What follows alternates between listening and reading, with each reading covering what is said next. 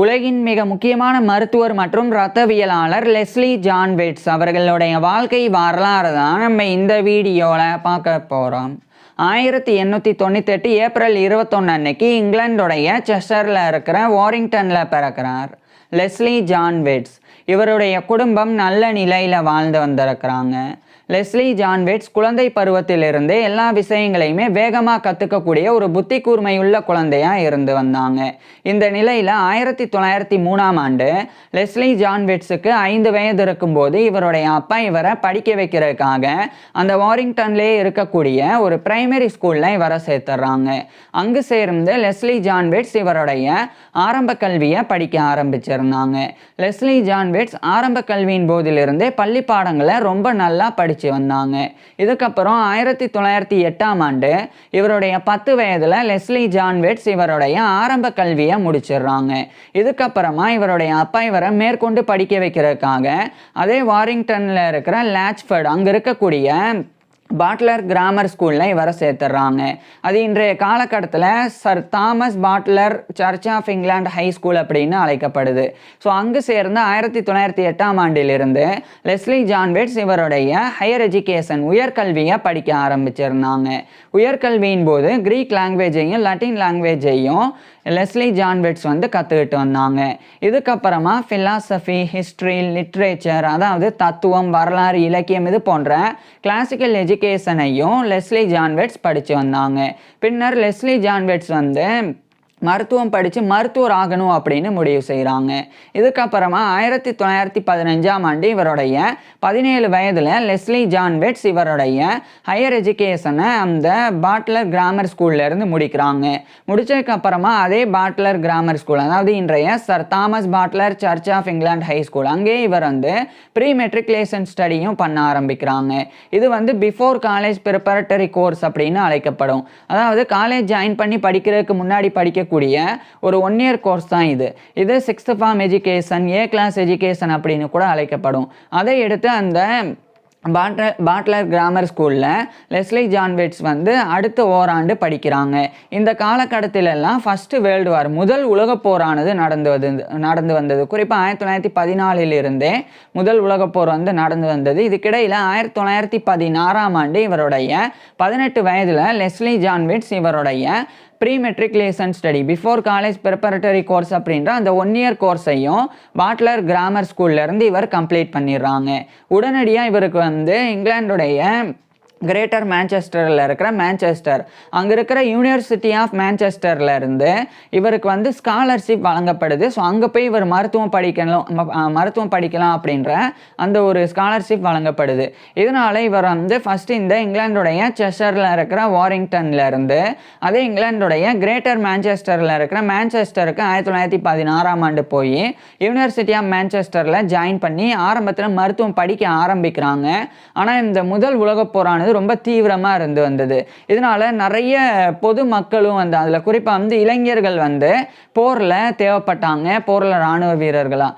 இதனால் அந்த 1916ஆம் ஆண்டுடைய இறுதி காலகட்டத்தில் இவர் போயிடுறாங்க. அதாவது லெஸ்லி ஜான் வெட்ஸ் நேரடியாக போய் போரில் பங்கேற்கிறாங்க. ஃபஸ்ட்டு இவர் Inns of Court officers training corps அப்படின்ற படைப்பிரிவில் ஜாயின் பண்ணி அதுக்கப்புறமா ராயல் ஃபீல்டு ஆர்டிலரியில் இவர் ஜாயின் பண்ணாங்க. ராயல் ஃபீல்டு ஆர்டிலரி அப்படின்றது பீரங்கி படைப்பிரிவு. ஸோ அதில் இவர் ஜாயின் பண்ணாங்க. இந்த நிலையில் தான் லெஸ்லி ஜான் வெட்ஸ் ஒரு பெரிய காயத்துக்கு உள்ளாகிறாங்க. குறிப்பாக இவர் போரில் இராணுவ வீரராக போரில் ஈடுபட்டு வரும்போது இவருடைய காலில் ஒரு பெரிய அடிப்படுது. ஸோ அப்படி காலில் அடிப்பட்ட உடனே இவரால் போரில் இதுக்கு மேலேயும் ஈடுபட முடியாது அப்படின்ற அந்த நிலை ஏற்படுது. இதனால் லெஸ்லி ஜான் வெட்ஸ் நேராக இவர் ஹாஸ்பிட்டலைஸ் பண்ணப்படுறாங்க. அதுக்கப்புறம் இவருக்கு ட்ரீட்மெண்ட்டும் வழங்கப்படுது. இதுக்கிடையில் 1918ஆம் ஆண்டுடைய இறுதி காலகட்டத்தில் முதல் உலகப் போரானது முடிவடைஞ்சிருது. 1918ஆம் ஆண்டு முதல் உலகப் போர் முடிவடைஞ்சாலும் 1919ஆம் ஆண்டு தான் ஆர்மி, நேவி எல்லாமே டிமொபைலைஸும் பண்ணப்பட்டது. அதுக்கப்புறம் அந்த 1919ஆம் ஆண்டு தான் இவர் முழுமையாக ரெக்கவரியும் ஆகுறாங்க. இவருடைய காலில் அடிப்பட்ட அந்த பாதிப்பிலிருந்து இவர் முழுமையாக ரெக்கவர் ஆகுறாங்க. ரெக்கவர் ஆனதுக்கப்புறமா லெஸ்லி ஜான் வெட்ஸ் வந்து இவருடைய படிப்பை தொடர்ந்து படிக்கிறதுக்காக யூனிவர்சிட்டி ஆஃப் மான்செஸ்டரில் ஜாயின் பண்ணி மருத்துவம் படிக்க ஆரம்பிக்கிறாங்க. இது வந்து university of Manchester medical school அப்படின்னு அழைக்கப்படும். ஸோ அது வந்து university of Manchester school of medicine அப்படின்னும் அழைக்கப்படும். அதாவது இது வந்து யூனிவர்சிட்டி ஆஃப் மான்செஸ்டருடைய மெடிக்கல் ஸ்கூல். ஸோ அங்கே தான் இவர் ஜாயின் பண்ணி 1919ஆம் ஆண்டிலிருந்து இவருடைய மருத்துவ கல்வியை தொடர்ந்து படிக்க ஆரம்பிச்சிருந்தாங்க. குறிப்பாக இவர் வந்து எம்பிசிஹெச்பி படித்து வந்தாங்க. அதாவது எம்பிசிஹெச்பி அப்படின்னா மெடிசனே பேக்கலோரேஸ் சிரிஜி அப்படின்னு லட்டினில் எக்ஸ்பான்ஷன்.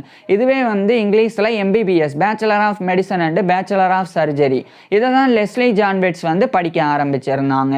தொடர்ந்து இவருடைய மருத்துவ கல்வியின் போது மருத்துவ பாடத்திட்டங்களாக தான் மெடிக்கல் கரிக்குலம் இவர் வந்து கிளினிக்கல் மெடிசன், மருத்துவம், மெட்டீரியா மெடிக்கா, மருந்துகளினுடைய பண்புகள் குறித்து படிக்கிறது. அதுக்கப்புறம் சர்ஜரி, அறுவை சிகிச்சை, பிசியாலஜி, உடலியல், பெத்தாலஜி, நோயியல், பார்மகாலஜி, மருந்தியல், அனாட்டமி, உடற்கூறியல் அப்படின்னு இது போன்ற எல்லா பாடங்களையும் லெஸ்லி ஜான் வெட்ஸ் வந்து ரொம்ப சிறப்பாக படித்து வந்தாங்க. பின்னர் 1923ஆம் ஆண்டு இவருடைய 25 வயதில் லெஸ்லி ஜான் வெட்ஸ் வந்து இவருடைய மருத்துவ கல்வி அந்த எம்பிசிஹெச்பி அப்படின்ற மெடிசனே பேக்கலோரேஸ் சிரிஜி அப்படின்ற MBBS, bachelor of medicine and bachelor of surgery, இந்த டிகிரியை வந்து அந்த யூனிவர்சிட்டி ஆஃப் மான்செஸ்டர் மெடிக்கல் ஸ்கூல்ல இருந்து 1923ஆம் ஆண்டு லெஸ்லி ஜான் வெட்ஸ் வந்து பெற்றுறாங்க. இப்போ லெஸ்லி ஜான் வெட்ஸ் வந்து இந்த எம்பிசிஹெச்பி அதாவது எம்பிபிஎஸ் டிகிரி பெற்ற உடனடியாக இவர் ஒரு மருத்துவராக நோயாளிகளுக்கு சிகிச்சையெல்லாம் கொடுக்க முடியாது. அதுக்கு முன்னாடி லெஸ்லி ஜான் வெட்ஸ் வந்து ஒரு மருத்துவமனையில் சேர்ந்து அங்கே இருக்கக்கூடிய தேர்ந்த மருத்துவர்கள் நோயாளிகளுக்கு சிகிச்சை கொடுக்கறத பார்த்து பயிற்சி பெறணும். அதுக்கப்புறமா அந்த தேர்ந்த மருத்துவர்களினுடைய மேற்பார்வையின் கீழே லெஸ்லி ஜான் வெட்ஸ் வந்து நோயாளிகளுக்கு சிகிச்சை கொடுக்கணும். இதெல்லாம் சரியாக செஞ்சாதான் லெஸ்லி ஜான் வெட்ஸ் ஒரு மருத்துவராக தகுதி பெற முடியும். இதுக்காக இவர் வந்து அந்த மான்செஸ்டர்லேயே இருக்கக்கூடிய ராயல் இன்ஃபர்மரி, அதாவது ஒரு மான்செஸ்டரில் இருக்கிற ஒரு மருத்துவமனை, அங்கே இவர் வந்து ஜாயின் பண்ணி மருத்துவ பயிற்சியை பெற ஆரம்பிக்கிறாங்க. ஒரு ஹவுஸ் ஃபிசிஷியனாக இவருடைய மெடிக்கல் ட்ரைனிங்லாம் பெற ஆரம்பிக்கிறாங்க. இந்த நிலையில தான் லெஸ்லி ஜான் வெட்ஸுக்கு பர்டிகுலராக ஹீமட்டாலஜி, ரத்தவியலில் அதிக ஆர்வம் ஏற்படுது. அதே மாதிரி கேஸ்ட்ரோஎன்டராலஜி அப்படின்றது இரைப்பை குடல், அதாவது நம்மளுடைய வயிற்றுப்பகுதி சார்ந்து, வயிற்றுப்பகுதி அப்படின்னா சிறுகுடல், பெருங்குடல், கல்லீரல், மண்ணீரல், அதே மாதிரி சிறுநீரகம் அப்படின்னு இது மாதிரி இந்த அப்டாமினல் ஏரியாஸ் குறித்து படிக்கிறது கேஸ்ட்ரோஎன்டராலஜி அப்படின்றது. ஸோ ஹீமட்டாலஜி அப்படின்னா ரத்தவியல், ரத்தம் குறித்து படிக்கக்கூடிய ஸ்டடி. இந்த ரெண்டு ஸ்டடீஸ்லையும் இவர் வந்து ஈடுபடுறாங்க. So university of Manchester medical ஸ்கூலில் மறுபடியும் லெஸ்லி ஜான் வெட்ஸ் வந்து ஜாயின் பண்ணி மெடிசனில் போஸ்ட் கிராஜுவேட் ஆன டாக்டர் ஆஃப் மெடிசன் அப்படின்ற எம்டி டிகிரி அதை வந்து லெஸ்லி ஜான் வெட்ஸ் வந்து படிக்க ஆரம்பிக்கிறாங்க. இவருடைய டாக்டர் ஆஃப் மெடிசனின் போது டாக்டர் ஆஃப் மெடிசனுக்கு உண்டான தீசஸ், ஆய்வு கட்டுரையை ஆன் பிளட் ரிசர்ச் அப்படின்னு சொல்லி இவர் வந்து தயார் செஞ்சாங்க. அதுக்கப்புறம் அதை 1926ஆம் ஆண்டு லெஸ்லி ஜான் வெட்ஸ் வந்து அதை வெளியிடவும் செஞ்சாங்க. இந்த காலகட்டத்திலலாம் லெஸ்லி ஜான் வெட்ஸ் வந்து யுனைடெட் ஸ்டேட்ஸுக்கும், அதாவது அமெரிக்காவில் இருக்கிற யுனைடெட் ஸ்டேட்ஸுக்கும் லெஸ்லி ஜான் வெட்ஸ் வந்து யூரோப்பில் இருந்து குறிப்பாக வந்து இங்கிலாந்துல இருந்து போனாங்க.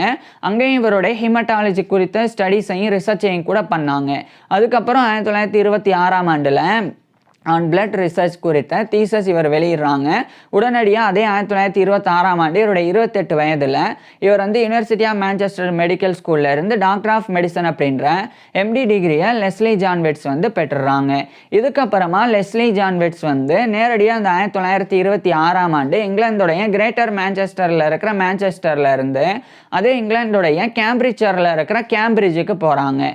அங்கே போய் அங்கே இருக்கக்கூடிய யூனிவர்சிட்டி ஆஃப் கேம்பிரிட்ஜோடைய டிபார்ட்மெண்ட் ஆஃப் பெத்தாலஜி அங்கே இவர் ஒரு ஜான் லூக்கஸ் வாக்கர் ஸ்டூடெண்ட்டாக ஜாயின் பண்ணுறாங்க. அதாவது ஜான் லூக்கஸ் வாக்கர் ஸ்டூடெண்ட்ஷிப் அப்படின்னு சொல்லி ஒன்று இருக்குது ரிசர்ச் பண்ணுறதுக்கானது. ஸோ அதில் வந்து ஏற்கனவே ஹார்வர்ட் ஃப்ளோரி அப்படின்ற ஒரு ரத்தவியலாளர் அவர் தான் அந்த ஒரு பொறுப்பில் இருந்தாங்க. அதுக்கப்புறம் அவருக்கு பிறகு தான் அந்த 1926ஆம் ஆண்டு லெஸ்லி ஜான் வெட்ஸ் வந்து ஜான் லூக்கஸ் வாக்கர் ஸ்டூடெண்ட்டாக வந்து அந்த யூனிவர்சிட்டி ஆஃப் கேம்பிரிட்ஜோடைய டிபார்ட்மெண்ட் ஆஃப் பெத்தாலஜி, அதாவது நோயியல் துறையில் இவர் வந்து நியமிக்கப்பட்டாங்க. இப்போ பெத்தாலஜி, நோயியல் அப்படின்றது என்னன்னா, நோயியல் அப்படின்றது நோய் கிருமிகள், அந்த நோய் கிருமிகள் ஏற்படுத்தக்கூடிய நோய்கள், அந்த நோய்கள்னால் பாதிக்கப்பட்ட உடல் திசுக்களினுடைய தன்மைகள் அப்படின்னு இது குறித்தெல்லாம் படிக்கிறது தான் பெத்தாலஜி, நோயியல் அப்படின்றது. ஸோ அந்த டிபார்ட்மெண்ட்டில் இவர் ஒரு ஜான் லூக்கஸ் வாக்கர் ஸ்டூடெண்ட்டாக வந்து ரிசர்ச்லாம் பண்ணாங்க. இந்த காலகட்டத்தில் தான் இவர் லெஸ்லி ஜான் வெட்ஸ் வந்து ஒரு பெண்ணை இவர் வந்து சந்திச்சாங்க, நான்சி கிரே கிரேஸ் சால்ஸ்மன் அப்படின்ற ஒரு பெண். அந்த பெண்ணை வந்து இவர் வந்து சந்திக்கிறாங்க. அந்த பெண் 1907ஆம் ஆண்டு பிறந்தவங்க. லெஸ்லி ஜான் விட்ஸை விட 9 வயசு கம்மி. இருந்தாலும் 2 பேரும் ஒருத்தரை ஒருத்தர் நேசிக்கவும் ஆரம்பிக்கிறாங்க. இதுக்கிடையில் 1928ஆம் ஆண்டு அந்த ஜான் லூக்கஸ் வாக்கர் ஸ்டூடெண்ட்ஷிப் ஆனது முடிவடையுது. இந்த நிலையில் இங்கிலாந்துடைய லண்டனில் இருக்கிற ராயல் லண்டன் ஹாஸ்பிட்டல் அதனுடைய ப்ரொஃபஸோரியல் மெடிக்கல் யூனிட்டில் இவருக்கு வந்து வேலை கிடைக்குது. ஸோ 1928ஆம் ஆண்டு இவர் வந்து இங்கிலாந்துடைய கேம்பிரிட்ஜரில் இருக்கிற கேம்பிரிட்ஜில் இருந்து அதே இங்கிலாந்தில் இருக்கிற லண்டனுக்கு போய் ராயல் லண்டன் ஹாஸ்பிட்டலில் இவர் ஜாயின் பண்ணுறாங்க. குறிப்பாக அதனுடைய ப்ரொஃபஸோரியல் மெடிக்கல் யூனிட்டில் ஜாயின் பண்ணி இவருடைய ரிசர்ச்லாம் பண்ண ஆரம்பிக்கிறாங்க. இந்த காலகட்டத்தில் தான் அங்கே வந்து ரிசர்ச்லாம் போது 1929ஆம் ஆண்டு இவர் கேம்பிரிட்ஜுக்கு போய் அங்கு பார்த்த அந்த பெண்ணை, அந்த நான்சி கிரேஸ் சால்ஸ்மன் அப்படின்ற பெண்ணை 1929ஆம் ஆண்டு இவருடைய 31 வயதில் லெஸ்லி ஜான் விட்ஸ் வந்து திருமணம் பண்ணிக்கிறாங்க.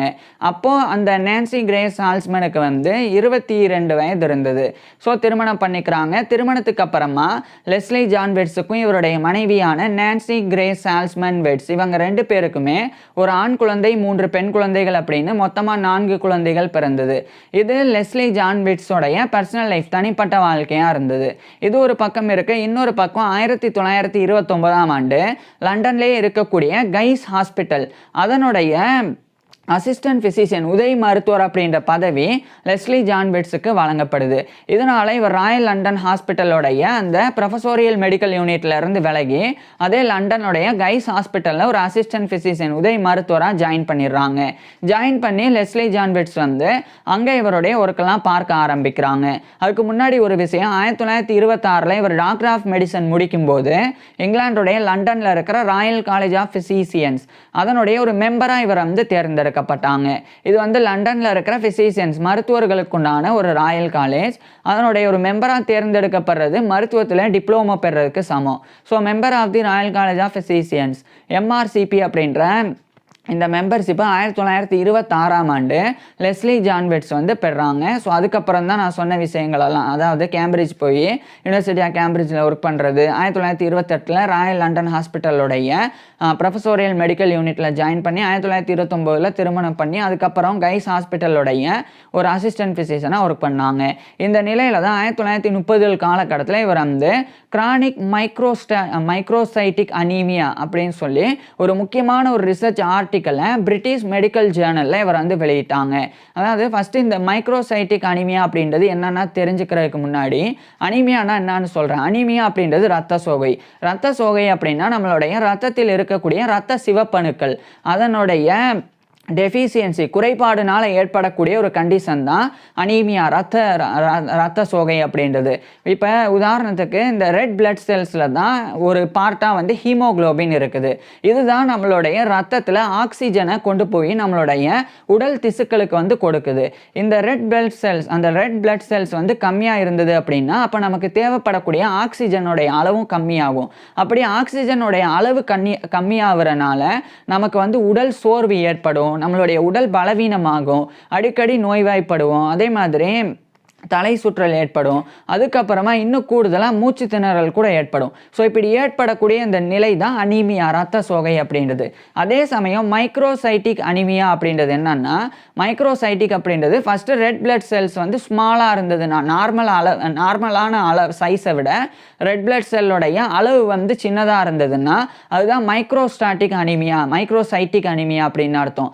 அதுவே ரெட் பிளட் செல்லுடைய அளவு நார்மலை காட்டிலும் பெருசாக இருந்ததுன்னா அது மேக்ரோசைட்டிக் அனீமியா அப்படின்னு அர்த்தம். இதில் ஒரு விஷயம் இருக்குது, MCV அப்படின்னு, அதாவது மீன் கார்பஸ்குலர் வால்யூம் அப்படின்னு. இது வந்து மீன் செல் வால்யூம் அப்படின்னு அழைக்கப்படும். இந்த மீன் செல் வால்யூம் ஆனது 80 ஃபென்டோலிட்டர்லேருந்து 100 ஃபென்டோலிட்டருக்குள்ளே இருக்கணும். சரியாக அந்த 80லேருந்து 100க்குள்ளே இந்த ஃபென்டோலிட்டருக்குள்ளே இந்த நான் சொன்ன MCV ஆனது இருக்கணும். ஒருவேளை 80க்கு கீழே அதாவது ஃபென்டோலிட்டர் வந்து 80 கீழே இந்த MCV இருந்தது அப்படின்னா அப்போ ஏற்படக்கூடிய அந்த பிரச்சனை தான் மைக்ரோசைட்டிக் அனீமியா அப்படின்றது.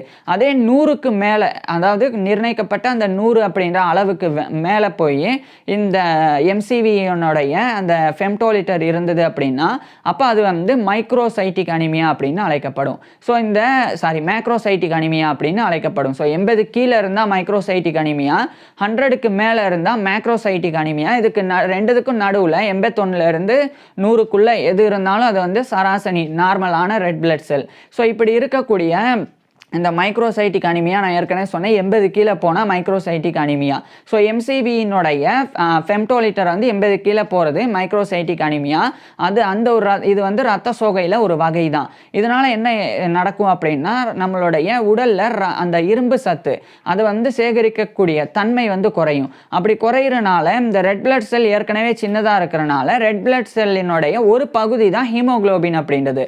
ஸோ ரெட் பிளட் செல்லே வந்து சின்னதாக இருக்கிறனால ஹீமோகுளோபின் வந்து சின்னதாகும். இதனால பல பாதிப்புகள் வந்து ஏற்படும். நான் ஏற்கனவே சொன்ன மாதிரி ஆக்சிஜன் குறைபாடுல ஆரம்பிச்சு அடுத்து வீக்னஸ்ல இருந்து ஃபெட்டிக்ல இருந்து பல குறைபாடுகளை ஏற்படுத்தும். ஸோ அது குறித்துலாம் இவர் ரிசர்ச் பண்ணி தான் நான் சொன்ன அந்த கிரானிக் மைக்ரோசைட்டிக் அனிமியா அப்படின்ற டைட்டில் ரிசர்ச் ஆர்டிக்கலை பிரிட்டிஷ் மெடிக்கல் ஜேர்னல்ல லெஸ்லி ஜான் வெட்ஸ் வந்து வெளியிட்டாங்க. இதை வெளியிட்ட உடனடியாக அந்த மைக்ரோசைட்டிக் அனிமியா அப்படின்ற அந்த ரத்த சோகையின் வகை குறித்து முழுமையாக விளக்கின நபராக வந்து இவர் தான் லெஸ்லி ஜான் வெட்ஸ் தான் இருந்தாங்க.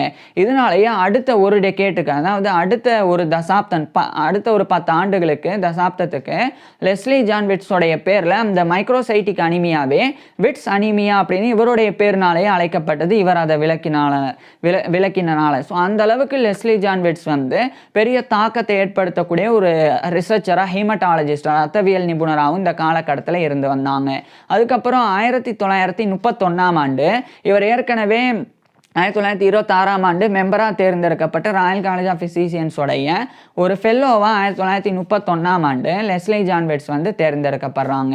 So fellow of the Royal College of Physicians FRCP அப்படின்ற இந்த ஒரு பட்டத்தை கௌரவத்தை 1931ஆம் ஆண்டு லெஸ்லி ஜான் வெட்ஸ் வந்து பெறாங்க. இதுக்கப்புறமா லெஸ்லி ஜான் வெட்ஸ் வந்து 1932ஆம் ஆண்டு அந்த ராயல் காலேஜ் ஆஃப் ஃபிசிஷியன்ஸோடைய ஒரு கோல்ட்ஸ்டோனியன் லெக்சரராக நியமிக்கப்படுறாங்க. அதாவது தியடோர் கோல்ட்ஸ்டோன் அப்படின்னு ஒரு நபர் இருந்தாங்க. அவருடைய இறப்பின் பிறகு அவரை கௌரவப்படுத்துறதுக்காக அந்த தியடோர் கோல்ட்ஸ்டோனுடைய பேரில் கோல்ட்ஸ்டோனியன் லெக்சர்ஸ் அப்படின்னு ஒரு மெடிக்கல் லெக்சர், ஒரு மருத்துவ விரிவுரையானது ராயல் காலேஜ் ஆஃப் ஃபிசிஷியன்ஸில் நிறுவப்பட்டது. அந்த மெடிக்கல் லெக்சர் வந்து வருடம் ராயல் காலேஜ் ஆஃப் ஃபிசிஷியன்ஸ் தரப்பிலிருந்து வழங்கப்படும். அப்படி அதை வழங்குறதுக்கு ராயல் காலேஜ் ஆஃப் ஃபிசிஷியன்ஸ் வருடம் தலை சிறந்த மருத்துவர்கள் ஒருத்தரை தேர்ந்தெடுப்பாங்க. அது மாதிரி 1932ஆம் ஆண்டு இவரை தான் தேர்ந்தெடுத்தாங்க. லெஸ்லி ஜான் வெட்ஸை தான் அந்த ராயல் காலேஜ் ஆஃப் ஃபிசிஷியன்ஸோடைய கோல்ட்ஸ்டோனியன் லெக்சர்ஸ் வழங்குறதுக்கு தேர்ந்தெடுத்தாங்க. ஸோ 1932ஆம் ஆண்டு கோல்ட்ஸ்டோனியன் லெக்சர்ஸ் அப்படின்ற மருத்துவ விரிவுரையை லெஸ்லி ஜான் வெட்ஸ் வந்து வழங்கினாங்க. குறிப்பாக on pathology and treatment of anaemia, அதாவது ரத்த சோகையின் நோயியல் மற்றும் சிகிச்சை முறை குறித்து 1932ல் லெஸ்லி ஜான் வெட்ஸ் வந்து அந்த ஒரு மெடிக்கல் லெக்சர், கோல்ட்ஸ்டோனியன் லெக்சரை இவர் கொடுத்தாங்க. அதுக்கப்புறம் 1933ஆம் ஆண்டு அந்த லண்டன்லேயே இருக்கக்கூடிய செயின்ட் பார்த்தாலமியூஸ் ஹாஸ்பிட்டல் அதனுடைய ஒரு ஃபுல் ஃபிசிஷியன், முழு மருத்துவர் அப்படின்ற பதவி லெஸ்லி ஜான் வெட்ஸுக்கு கிடைக்குது. ஸோ லெஸ்லி ஜான் வெட்ஸ் ஏற்கனவே அதே லண்டனில் இருக்கிற கைஸ் ஹாஸ்பிட்டல் அங்கே ஒரு அசிஸ்டன்ட் ஃபிசிஷியன், உதவி மருத்துவராக தான் இருக்கிறாங்க. இப்போ செயின்ட் பார்த்தாலமியூஸ் ஹாஸ்பிட்டலில் ஒரு ஃபுல் ஃபிசிஷியன், ஒரு முழு மருத்துவராகவே இவருக்கு வேலை கிடைக்கிறனால 1933ஆம் ஆண்டு கைஸ் ஹாஸ்பிட்டலோடைய அசிஸ்டன்ட் ஃபிசிஷியன் அப்படின்ற பதவியை இவர் ரிசைன் பண்ணிவிட்டு நேராக செயின்ட் பார்த்தாலமியூஸ் ஹாஸ்பிட்டலோடைய ஒரு ஃபுல் ஃபிசிஷியனாக ஜாயின் பண்ணுறாங்க. ஸோ ஒரு முழு மருத்துவராக அங்கே சேர்ந்து லெஸ்லி ஜான் வெட்ஸ் வந்து பணியாற்ற தொடங்குறாங்க. இந்த காலகட்டத்தில் ஹீமட்டாலஜி மட்டும் இல்லாமல் கேஸ்ட்ரோ என்டராலஜிலையும் இவர் வந்து நிறைய ஆர்வம் காட்டினாங்க. அதுக்கப்புறமா 1935ஆம் ஆண்டு அந்த செயின்ட் பார்த்தாலமியூஸ் ஹாஸ்பிட்டலோடைய மெடிக்கல் ஸ்கூல் அங்கே இவர் ஒரு ப்ரொஃபஸர் ஆஃப் மெடிசன், அதாவது மருத்துவ பேராசிரியராகவும் நியமிக்கப்பட்டாங்க. அதாவது செயின்ட் பார்த்தாலமியூஸ் ஹாஸ்பிட்டலுடைய கேம்பஸில் ஒரு மெடிக்கல் ஸ்கூல் இருக்குது. அதுதான் Saint Bartholomew's hospital medical school அப்படின்றது. அங்கே படித்த யூனிவர்சிட்டி ஆஃப் லண்டனில் டிகிரி வழங்கப்படும். ஸோ அந்த செயின்ட் பார்த்தாலமியூஸ் ஹாஸ்பிட்டல் மெடிக்கல் ஸ்கூலில் இவர் ஒரு ஒரு ப்ரொஃபஸர் ஆஃப் மெடிசனாக 1935 நியமிக்கப்பட்டாங்க. ஸோ ஏற்கனவே 1933 செயின்ட் பார்த்தாலமியூஸ் ஹாஸ்பிட்டலுடைய மருத்துவராக, இப்போ வந்து 1935 செயின்ட் பார்த்தாலமியூஸ் ஹாஸ்பிட்டல் மெடிக்கல் ஸ்கூலில் ஒரு ப்ரொஃபஸர் ஆஃப் மெடிசனாக பணிபுரிஞ்சு வந்தாங்க. ஸோ டீச்சிங், அதே மாதிரி இன்னொரு பக்கம் வந்து கிளினீசியன். ஸோ இந்த 2 பொறுப்புகள்லையும் இவர் வந்து தொடர்ந்து ஈடுபட்டு வந்தாங்க. இதுக்கப்புறமா ஒரு முக்கியமான ஒரு விஷயம் யுனைடெட் கிங்டமில் நடந்தது. அதாவது கேஸ்ட்ரோஎன்டராலஜி அந்த ஃபீல்டுக்காக ஒரு புதிய ஒரு சொசைட்டியானது 1937ஆம் ஆண்டு நிறுவப்பட்டது. அது வந்து பிரிட்டிஷ் சொசைட்டி ஆஃப் கேஸ்ட்ரோஎன்டராலஜி அப்படின்ற அந்த ஒரு பேரில் நிறுவப்பட்டது. அது நிறுவப்படுறதுக்கு முக்கியமாக 5 நபர்கள் காரணமாக இருந்தாங்க. ஒருத்தர் சர் ஆர்தர் ஃப்ரெடரிக் ஹர்ஸ்ட் அப்படின்றவர், இன்னொருத்தர் ஜான் ரைல் அப்படின்றவர், இன்னொருத்தர் வந்து ஹென்ரி லெதபி டைடி அப்படின்றவர், அடுத்து ஒரு நபர் வந்து தாமஸ் லயனல் ஹார்டி அப்படின்றவர், இறுதியாக 5ஆவதா லெஸ்லி ஜான் வெட்ஸ். ஸோ இவங்க 5 பேர் காரணமாக இருந்தாங்க. ஸோ கோஃபவுண்டர்ஸாக இருந்தாங்க. ஸோ அந்த இணை நிறுவனர்கள் ஒருத்தராக லெஸ்லி ஜான் வெட்ஸும் இருந்து 1937ஆம் ஆண்டு பிரிட்டிஷ் சொசைட்டி ஆஃப் கேஸ்ட்ரோஎன்டராலஜியை நிறுவனாங்க. நிறுவி பெரிய ஒரு அச்சீவ்மெண்ட்டை அந்த 5 பேர் செய்தாங்க. அதுக்கப்புறம் 1938ஆம் ஆண்டு லெஸ்லி ஜான் வெட்ஸுக்கு ஒரு பெரிய கௌரவம் ஹானரி டாக்டர் ஆஃப் மெடிசன் அப்படின்ற கௌரவ டாக்டர் பட்டம் இவருக்கு வழங்கப்பட்டது. மேலும் இந்த காலகட்டத்தில் தான் மெடிக்கல் ரிசர்ச் கவுன்சில் அதில் ஒரு மெம்பராகவும் இவர் ஜாயின் பண்ணி ஃபஸ்ட்டு டேர்மில் லெஸ்லி ஜான் வெட்ஸ் வந்து ஒர்க் பண்ண ஆரம்பிச்சிருந்தாங்க. அதுக்கப்புறம் 1939ஆம் ஆண்டு த லேண்ட்செட் அப்படின்ற ஒரு தலைசிறந்த ஒரு பெரிய ஒரு மெடிக்கல் ஜேர்னல், அங்கே வந்து லெஸ்லி ஜான் வெட்ஸ் வந்து இந்த பிரிட்டிஷ் சொசைட்டி ஆஃப் கேஸ்ட்ரோஎன்டராலஜி அது குறித்த ஒரு ரிசர்ச் ஆர்டிக்கலை த லேண்ட்செட்டில் வந்து 1939 இவர் வெளியிட்டாங்க. அதே 1939ஆம் ஆண்டு தான் செகண்ட் வேர்ல்டு வாரும் 2ஆம் உலகப் போரும் தொடங்குது. 2ஆம் உலகப் போர் தொடங்கிய பிறகு தொடர்ச்சியாக மெடிக்கல் ரிசர்ச் கவுன்சிலில் லெஸ்லி ஜான் வெட்ஸ் வந்து பணிபுரிஞ்சாங்க. 1940 காலகட்டத்தில் யூரோப்பில் இந்த 2ஆம் உலகப் போர்னால மிகப்பெரிய பாதிப்புகள் ஏற்பட்டது. அந்த பாதிப்புகளில் பல பேர் வந்து காயமடைஞ்சாங்க. பல பொதுமக்கள் வந்து பசி அதே மாதிரி பட்டினி அந்த பஞ்சத்தினால ஊட்டச்சத்து குறைபாடுனால பாதிக்கப்பட்டு வெவ்வேறு நோய்கள்னாலையும் பாதிக்கப்பட்டாங்க. ஸோ இதெல்லாம் நடந்து வருது. இதே காலகட்டத்தில் இவர் வந்து லெஸ்லி ஜான் வெட்ஸ் வந்து அயன் டெஃபிசியன்சி அனீமியா அது குறித்து ரிசர்ச் பண்ணுறாங்க. அதாவது உடலில் இரும்பு சத்து குறையிறனால ஏற்படக்கூடிய இரத்த சோகை தான் அயன் டெஃபிசியன்சி அனீமியா அப்படின்றது. ஏன் அப்படின்னா அந்த இரும்பு சத்து நம்மளுடைய உடலில் இருந்தால் தான் இந்த அயன் தான் ஹீமோகுளோபினை ப்ரொடியூஸ் பண்ணும். ஸோ இப்போ அயன் அந்த இரும்பு சத்தே வந்து குறைவாக இருந்தது அப்படின்னா அப்போ ஹீமோகுளோபின் ப்ரொடியூஸ் ஆகாது. ஹீமோகுளோபின் ப்ரொடியூஸ் ஆகலைன்னா ஹீமோகுளோபின் தான் நம்மளுடைய உடலுக்கு நான் ஏற்கனவே சொன்னேன் ரத்தத்திலிருந்து மற்ற திசுக்களுக்கு வந்து ஆக்சிஜனை கொண்டு செல்லுது அப்படின்னு. அப்போ அந்த ஹீமோகுளோபினுடைய அளவு குறைஞ்சிட்டாலே ஆக்சிஜன் போகிறதும் குறைஞ்சு நமக்கு வந்து வீக்னஸ் ஏற்படும், டயர்டு ஏற்படும். ஸோ அது அப்படி ஏற்படக்கூடிய அந்த அயன் டெஃபிசியன்சினால் ஏற்படக்கூடிய அந்த ஒரு இரத்த சோகை தான் அயன் டெஃபிசியன்சி அனிமியா. ஸோ அதில் வந்து லெஸ்லி ஜான் வெட்ஸ் வந்து ரிசர்ச் பண்ண ஆரம்பிக்கிறாங்க. இதுக்கு முன்னாடி ஒரே ஒரு விஷயம் சொல்ல தவறிட்டேன். 1937 வரைக்கும் தான் 1933 1937 வரைக்கும் தான் செயின்ட் பார்த்தாலமியூஸ் ஹாஸ்பிட்டலில் இவர் வந்து ஒர்க் பண்ணாங்க. அப்போ ஜேம்ஸ் பேட்டர்சன் ராஸ் அப்படின்ற ஒரு அறுவை சிகிச்சை நிபுணர் அவர்னால் டைரக்ட் பண்ணப்பட்ட சர்ஜிக்கல் யூனிட்லையும் இவர் வந்து ஒர்க் பண்ணி வந்தாங்க.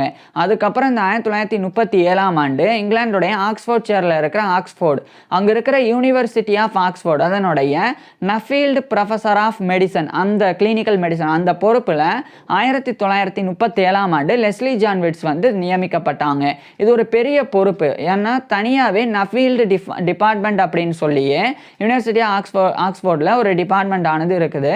ஸோ அங்கே இவர் பேராசிரியராக நியமிக்கப்பட்டாங்க. இதனால இந்த 1937 Saint Bartholomew's hospital medical school 2 இடத்துல இருந்தும் லெஸ்லி ஜான் வெட்ஸ் வந்து விலகி நேராக இந்த இங்கிலாந்துடைய லண்டனில் இருந்து அதே இங்கிலாந்துடைய ஆக்ஸ்ஃபோர்ட் சேரில் இருக்கிற ஆக்ஸ்ஃபோர்டுக்கு போய் 1937ஆம் ஆண்டு யூனிவர்சிட்டி ஆஃப் ஆக்ஸ்ஃபோர்டுடைய ஒரு first Nuffield professor of clinical மெடிசனாக ஜாயின் பண்ணுறாங்க. அதாவது நஃபீல்டு அப்படின்றது ஒரு மருத்துவரை குறிக்கும். இந்த மிஸ்டர் நஃபீல்டு அப்படின்னு அவரை கௌரவப்படுத்துறதுக்காக அவருடைய பேரில் நஃபீல்டு ப்ரொஃபஸர் ஆஃப் கிளினிக்கல் மெடிசன் அப்படின்னு ஒரு பேராசிரியர் பதவி உருவாக்கப்பட்ட உடனடியாக அந்த ஒரு பொறுப்பில் நியமிக்கப்பட்ட முதல் நபர் வந்து லெஸ்லி ஜான் வெட்ஸ் தான். So 1937 first Nuffield professor of clinical medicine மருத்துவ பேராசிரியர் அப்படின்ற பதவியில் நியமிக்கப்பட்டாங்க. யூனிவர்சிட்டி ஆஃப் ஆக்ஸ்ஃபோர்டில் இவர் வந்து ஒர்க் பண்ண ஆரம்பிக்கிறாங்க. அதே ஆக்ஸ்ஃபோர்ட்லேயே இருக்கக்கூடிய ரேட்க்ளிஃப் இன்ஃபர்மரி அப்படின்ற ஒரு மருத்துவமனை அங்கே இவர் ஒரு ஃபுல் டைம் மெடிக்கல் யூனிட்டையும் நிறுவுறாங்க. அது மட்டும் இல்லாமல் அங்கே இவர் வந்து வீக்லி போஸ்ட் கிராஜுவேட் கேஸ் கான்ஃபரன்சஸையும் லெஸ்லி ஜான் வெட்ஸ் வந்து நடத்த ஆரம்பிக்கிறாங்க. ஸோ அதுக்கப்புறம் தான் நான் சொன்ன 1938ஆம் ஆண்டு இவருக்கு ஹானரி டாக்டர் ஆஃப் மெடிசன் வழங்கப்பட்டது. மெடிக்கல் ரிசர்ச் கவுன்சிலில் ஜாயின் பண்ணாங்க. 1939 2ஆம் உலகப் போர் தொடங்கியது. எழுதியது 1940 காலகட்டத்தில் பெரிய பாதிப்பு நடக்கும்போது அயன் டெஃபிஷியன்சி அனிமியா குறித்து லெஸ்லி ஜான் வெட்ஸ் வந்து ரிசர்ச் பண்ணி வந்தாங்க. ஸோ இப்படியே லெஸ்லி ஜான் வெட்ஸோடைய ஆராய்ச்சிகள் ஒரு பக்கம் இருக்க பர்சனல் வியூ அப்படின்னு ஒரு ரிசர்ச் ஆர்டிக்கல் இவர் எழுதி வெளியிடுறாங்க பிரிட்டிஷ் மெடிக்கல் ஜேர்னலில். அதுக்கப்புறம் அது அடுத்தடுத்து சீரீஸாக தொடர்ச்சியாக வெளியிடவும் தொடங்குறாங்க. இந்த நிலையில் 1943 இரண்டாவது முறை மெடிக்கல் ரிசர்ச் கவுன்சிலில் இவர் மெம்பராக தேர்ந்தெடுக்கப்பட்டு அவங்க தரப்பில் ஆராய்ச்சி பண்ணுறதுக்கு முக்கிய நபராக லெஸ்லி ஜான் வெட்ஸ் வந்து நியமிக்கப்பட்டாங்க. இந்த காலகட்டத்திலலாம் இவர் வந்து யூனிவர்சிட்டி ஆக்ஸ்போர்ட்லையும் ராட்க்ளிஃப் இன்ஃபர்மரியிலையும் பணிபுரிஞ்சு வரும்போது மிகப்பெரிய கண்டுபிடிப்புகள் எல்லாம் கண்டுபிடிக்கப்பட்டது. அதில் குறிப்பாக வந்து ஆக்ஸ்போர்ட் ஷேடோ ஷீல்டு அது வந்து ஒரு டோட்டல் பாடி கால்குலேட்டர் டோட்டல் பாடி கன்வெர்ட்டர் அப்படின்னு அழைக்கப்படும். ஸோ அது வந்து அந்த ஒரு ஆக்ஸ்போர்ட் ஷேடோ ஷீல்டு வந்து கண்டுபிடிக்கப்பட்ட பிறகு அது வந்து ஒரு மெடிக்கல் டிவைஸ். ஸோ அதை பயன்படுத்தி ரத்தத்தில் இந்த இரும்பு சத்தினுடைய அளவு, அதுக்கப்புறமா வந்து வைட்டமின் B12 அளவு அது எப்படி அப்சர்வ் ஆகுது நம்மளுடைய அது எப்படி நம்மளுடைய உடல் முழுக்க கொண்டு செல்லப்படுது, அதாவது இரும்பு சத்தும் வைட்டமின் B12 எப்படி நம்மளுடைய ரத்தத்தில் கலந்து எப்படி உடல் முழுக்க கொண்டு செல்லப்படுது அப்படின்றதெல்லாம் இந்த மெடிக்கல் டிவைஸை வச்சு பண்ண முடியும். ஸோ அது கிடைச்ச பிறகு பெர்னீசியஸ் அனீமியா குறித்து லெஸ்லி ஜான் வெட்ஸ் வந்து சில ரிசர்ச்லாம் பண்ண ஆரம்பிக்கிறாங்க. இப்போ நான் ஏற்கனவே சொன்னேன் மைக்ரோசைட்டிக் அனிமியா அப்படின்றது MCVனுடைய அளவு 80 கீழே இருந்து ரெட் பிளட் செல்லினுடைய சைஸ் சின்னதாச்சுன்னா அதுதான் வந்து மைக்ரோசைட்டிக் அனிமியா அப்படின்னு. அயன் டெஃபிஷியன்சி அனிமியா அப்படின்னா இந்த இரும்பு சத்து குறைபாடுனால ஏற்படக்கூடிய ரத்த சோகை அயன் டெஃபிஷியன்சி அனிமியா அப்படின்னு சொன்னேன். அது மாதிரி பெர்னீசியஸ் அனிமியா அப்படின்றதும் ஒரு ரத்த சோகை தான். இது வந்து வைட்டமின் B12 குறைபாடுனால ஏற்படக்கூடியது. ஏன்னா வைட்டமின் B12 ரொம்ப முக்கியமானது. இந்த வைட்டமின் B12 தான் நம்மளுடைய ரெட் பிளட் செல்ஸையே ரத்த சிவப்பணுக்களையே உற்பத்தி செய்யக்கூடிய அந்த ஒரு தன்மையை கொண்டிருக்கக்கூடியது வைட்டமின் B12 தான். இந்த வைட்டமின் B12 வந்து குறைவாக இருந்தது உடலில் அப்படின்னா அப்போ ரெட் பிளட் செல்லும் வந்து குறைவாகும். அதனால் ஏற்படக்கூடிய ரத்த சோகை வந்து இந்த பெர்னீசியஸ் அனீமியா அப்படின்றது. ஸோ அதுலேயும் லெஸ்லி ஜான் வெட்ஸ் வந்து ரிசர்ச் பண்ணாங்க. ஸோ ஒட்டுமொத்தமாக அனீமியா அப்படின்னா ரத்த சிவப்பணுவினுடைய அளவு குறைகிறது அல்லது ரத்த சிவப்பணுவினுடைய ஒரு பகுதியான ஹீமோகுளோபின் அப்படின்ற புரோட்டீன் இல்லாமல் போகிறது அல்லது ரத்த சிவப்பணுக்கள் வந்து கொஞ்சம் கொஞ்சமாக குறைஞ்சிட்டே போகிறது. இதனால ஏற்படக்கூடிய பாதிப்பு தான் ரத்த சோகை. ஆனால் அதில் வகைகள் அப்படின்னு சொன்னால் ஒரு சில இடங்களில் ரத்த சோகை வந்து எப்படி இந்த ரெட் பிளட் செல் வந்து குறையுது அப்படின்றத பொறுத்து. அயன் டெஃபிஷியன்சினால குறையுதுன்னா அயன் டெஃபிஷியன்சி அனிமியா. அந்த ரெட் பிளட் செல்லினுடைய சைஸ் குறைஞ்சதுன்னா அது மைக்ரோசைட்டிக் அனிமியா. விட்டமின் B12 வந்து இல்லாமல் அதனால் ரெட் பிளட் செல் வந்து உற்பத்தி ஆகலைன்னா அது வந்து பெர்னீசியஸ் அனிமியா. ஸோ இதுதான் வந்து டிஃபரன்ஸ். இதெல்லாம் வந்து அந்த காலகட்டத்தில் மருத்துவ வசதி பெருசாக இல்லாத அந்த காலகட்டத்தில் ஆராய்ச்சி பண்ணுறது அப்படின்றது அவ்வளோ சாதாரணமான விஷயம் கிடையாது. அதை லெஸ்லி ஜான் வெட்ஸ் வந்து பண்ணியிருந்தாங்க. அதுக்கப்புறம் 1945 இந்த இரண்டாம் உலகப் போர்லாம் முடிவடையுது. அதுக்கப்புறம் எல்லாம் படிப்படியாக 1946 பிறகு நார்மலைஸ் ஆக ஆரம்பிக்குது. இந்த காலகட்டத்தில் தான் லெஸ்லி ஜான் வெட்ஸ் வந்து சில முக்கியமான ரிசர்ச் பேப்பர்ஸையும் இவர் வந்து எழுதி வந்தாங்க. அதில் குறிப்பாக 1947 காலகட்டத்தில் இவர் எழுதி the problems of clinical research மருத்துவ ஆராய்ச்சியின் பிரச்சனைகள் அப்படின்னு 1948 லெஸ்லி ஜான் வெட்ஸ் வந்து ஒரு முக்கியமான ரிசர்ச் ஒர்க் எழுதி அதை வந்து வெளியிட்டாங்க. அதுக்கப்புறம் 1950 காலகட்டத்திலையும் லெஸ்லி ஜான் வெட்ஸ் வந்து தொடர்ச்சியாக இவர் வந்து அந்த யூனிவர்சிட்டி ஆக்ஸ்போர்டோடைய அந்த நஃபீல்டு ப்ரொஃபஸர் ஆஃப் கிளினிக்கல் மெடிசனாக இருந்து நிறைய ரிசர்ச் பண்ணாங்க. ராட்க்ளிஃப் இன்ஃபர்மரியிலையும் அந்த வீக்லி போஸ்ட் கிராஜுவேட் கேஸ் கான்ஃபரன்சஸையும் நடத்தி அங்கே ஃபுல் டைம் மெடிக்கல் யூனிட்டை நிறுவி தொடர்ந்து இவருடைய ஆராய்ச்சியை மேற்கொண்டு வந்தாங்க. அதுக்கப்புறம் இவர் பண்ணக்கூடிய ஆராய்ச்சி வந்து அனீமியாவிலேயே தொடர்ந்து இருந்தது. இவ்வளோ நாள் இவர் வந்து ரிசர்ச் ஆர்டிகல்ஸ் வெளியிட்டு வந்தாங்க. இப்போ வந்து ஒரு புக்கை வந்து இவர் வந்து எழுத ஆரம்பிக்கிறாங்க. இதுக்கிடையில் அயர்லாண்டோடைய டப்ளின்ல இருக்கிற யூனிவர்சிட்டி ஆஃப் டப்ளின் அவங்க தரப்பில் இருந்து ஆனரி டாக்டர் ஆஃப் சயின்ஸ் அப்படின்ற கௌரவ டாக்டர் பட்டம் DSc அதான் 1955 லெஸ்லி ஜான் வெட்ஸுக்கு வழங்கி இவரை வந்து கௌரவப்படுத்தினாங்க. அதுக்கப்புறமா 1956 anaemia and the alimentary tract அப்படின்ற டைட்டிலில் ஃபஸ்ட்டு புக்கை இவர் எழுதி 1956 வெளியிட்டாங்க. இது ரொம்ப ஒரு முக்கியமான ஒரு புக்காக வந்து இருந்தது. அதை லெஸ்லி ஜான் வெட்ஸ் வந்து எழுதியிருந்தாங்க, வெளியிட்டும் இருந்தாங்க. அதுக்கப்புறமா லெஸ்லி ஜான் வெட்ஸ் வந்து எஸ்சி ட்ரூலவ் அப்படின்ற ஒரு ஆராய்ச்சியாளர் அவர் கூட சேர்ந்து சில முக்கியமான ஆராய்ச்சியை மேற்கொண்டு வந்தாங்க. அதை வந்து 1959ஆம் ஆண்டு இவர் வந்து கோர்டிசோன் அண்டு கோர்டிடோட்ரிஃபன் இன் அல்சரேட்டிவ் கொலைட்டஸ் அப்படின்ற டைட்டிலில் அந்த ரிசர்ச் ஆர்டிக்கலை 1959ஆம் ஆண்டு லெஸ்லி ஜான்விட்ஸ் வந்து அந்த ஒரு எஸ்சி ட்ரூலவ் கூட சேர்ந்து வெளியிட்டாங்க. அந்த 1959ஆம் ஆண்டு தான் யுனைடெட் கிங்டம் தரப்பிலிருந்து லெஸ்லி ஜான்விட்ஸ் வந்து சிபிஇ கௌரவத்தை பெற்றாங்க. அதாவது companion of the order of the commander of the order of the British Empire அப்படின்ற சிபிஇ கௌரவத்தை, மிகப்பெரிய கௌரவத்தை 1959ஆம் ஆண்டு லெஸ்லி ஜான்விட்ஸ் வந்து பெற்றாங்க. அதுக்கப்புறம் 1960ஆம் ஆண்டு லெஸ்லி ஜான்விட்ஸ் வந்து ட்ரெடிஷ்னல் டுட்டோரியல் விஸ்டம் அப்படின்னு சொல்லி ஒரு ரிசர்ச் ஆர்டிக்கலை 1960ஆம் ஆண்டு லெஸ்லி ஜான்விட்ஸ் வந்து எழுதி வெளியிட்டாங்க. இதெல்லாம் கூட இவர் வந்து பிரிட்டிஷ் மெடிக்கல் ஜேர்னலில் தான் வெளியிட்டு வந்தாங்க. அதுக்கப்புறம் 1961 இந்த காலகட்டத்தில் லெஸ்லி ஜான்விட்ஸ் வந்து ராயல் காலேஜ் ஆஃப் ஃபிசிஷியன்ஸோடைய ஒரு லம்லியன் லெக்சரராக தேர்ந்தெடுக்கப்படுறாங்க. இதுவும் ஒரு மெடிக்கல் லெக்சர். இது வந்து ஜான் லம்லி அவருடைய நினைவாக இருக்கக்கூடியது. ஸோ அந்த விரிவுரையை 1961ஆம் ஆண்டு லெஸ்லி ஜான்விட்ஸ் வந்து கொடுத்தாங்க. குறிப்பாக லெஸ்லி ஜான்விட்ஸ் வந்து அதை some aspects of pathology of anaemia அப்படின்ற டைட்டிலில் லம்லியன் லெக்சர்ஸை இவர் லெஸ்லி ஜான்விட்ஸ் வந்து கொடுத்தாங்க. அதுக்கப்புறமா 1963ஆம் ஆண்டு லெஸ்லி ஜான்விட்ஸ் வந்து gastric acidity and gastric biopsy in thyrotoxicosis அப்படின்னு சொல்லி ஒரு ஒர்க்கு இதை எழுதி 1963ஆம் ஆண்டு, இதுவும் ஒரு ரிசர்ச் ஆர்டிக்கல். இது 1963ஆம் ஆண்டு லெஸ்லி ஜான்விட்ஸ் வந்து வெளியிட்டாங்க. அதுக்கப்புறமா இந்த மருந்துகள் அதனால் ஏற்படக்கூடிய பக்க விளைவுகள், எதிர்வினைகள், ரொம்ப மோசமாக சில மருந்துகள் ஏற்படக்கூடிய பாதிப்புகள், அது குறித்துலாம் லெஸ்லி ஜான்விட்ஸ் வந்து சில முக்கியமான ரிசர்ச்லாம் பண்ணாங்க. அந்த ஆராய்ச்சியின் போது இவருக்கு வந்து சில கௌரவங்கள் வழங்கப்பட்டது. குறிப்பாக இங்கிலாந்துடைய பிரிஸ்டலில் இருக்கிற யூனிவர்சிட்டி ஆஃப் பிரிஸ்டல் தரப்பிலிருந்து இவருக்கு வந்து ஆனரி டாக்டர் ஆஃப் மெடிசன் அப்படின்ற கௌரவ டாக்டர் பட்டம் 1961லேயே வழங்கப்பட்டது.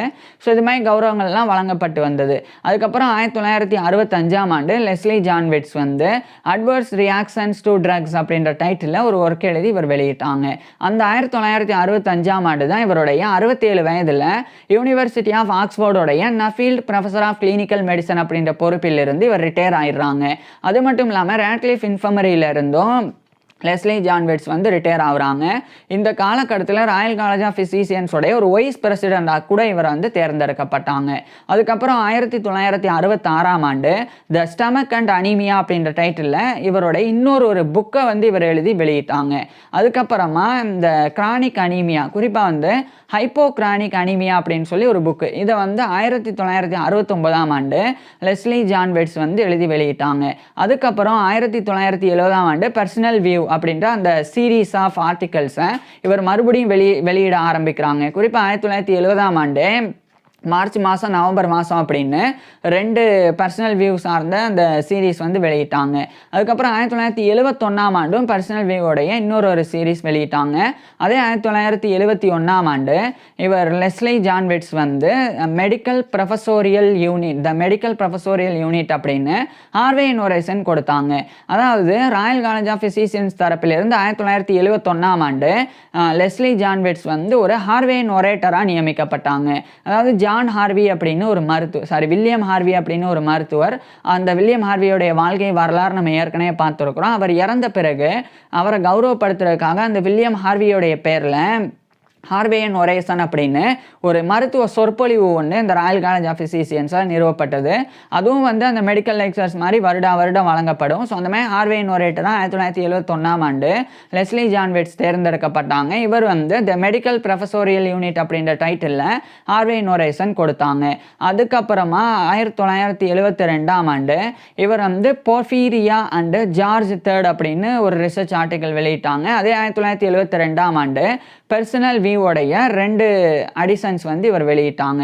அதுக்கப்புறமா 1973ஆம் ஆண்டும் பர்சனல் வியூவோடைய இன்னொரு அடிஷன் வெளியிட்டாங்க. அங்கிருந்து சில ஆண்டுகளுக்கு பிறகு 1977ஆம் ஆண்டும் பர்சனல் வியூவோடைய இன்னொரு அடிஷனை வெளியிட்டாங்க. இதெல்லாம் வந்து ஒரு சீரீஸ் ஆஃப் ஆர்டிகல்ஸ். ஸோ இதை வந்து இவர் தொடர்ந்து வெளியிட்டாங்க. 1978 வரைக்கும் பர்சனல் வியூவோடைய அந்த ஆர்டிக்கல் சீரீஸ் வந்து இவர் எழுதி வெளியிட்டு வந்தாங்க.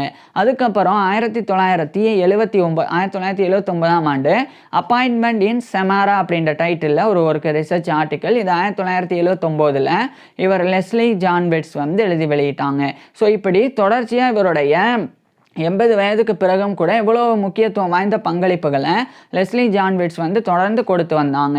இதுக்கப்புறமா இவர் வந்து இன்னும் 1980 காலகட்டத்தில் இந்த ஹீமடைட்டனிஸ் குறித்தும் ரிசர்ச் பண்ணாங்க. இந்த ஹீமடைமசிஸ் அப்படின்றது வந்து ரத்த வாந்தி சம்மந்தப்பட்டது. அது குறித்த ரிசர்ச்சையும் லெஸ்லி ஜான் விட்ஸ் வந்து பண்ணாங்க. இந்த நிலையில தான் உடல்நல குறைபாடுனால லெஸ்லி ஜான் விட்ஸ் வந்து பாதிக்கப்பட்டு இறுதியாக 1982ஆம் ஆண்டு நவம்பர் 19 அன்னைக்கு இவருடைய 84 வயதில் லெஸ்லி ஜான் விட்ஸ் இறந்து போயிடுறாங்க. ஸோ 1982 நவம்பர் 19 அன்னைக்கு இவருடைய 84 வயதில் லெஸ்லி ஜான் விட்ஸ் இறந்து போயிடுறாங்க. இவர் இறந்து போன 10 ஆண்டுகளுக்கு பிறகு 1992ஆம் ஆண்டு லெஸ்லி ஜான் விட்ஸோடைய மனைவியான நான்சி கிரேஸ் சால்ஸ்மன் விட்ஸ் அவங்க வந்து அவங்களுடைய கிட்டத்தட்ட 85 வயதில் இறந்து போகிறாங்க. நான் ஏற்கனவே சொன்னேன், லெஸ்லி ஜான் விட்ஸோடைய மனைவி 1907ஆம் ஆண்டு பிறந்தாங்க. 1992ஆம் ஆண்டு கிட்டத்தட்ட அவங்களுடைய 85 வயதில் இறந்து போனாங்க.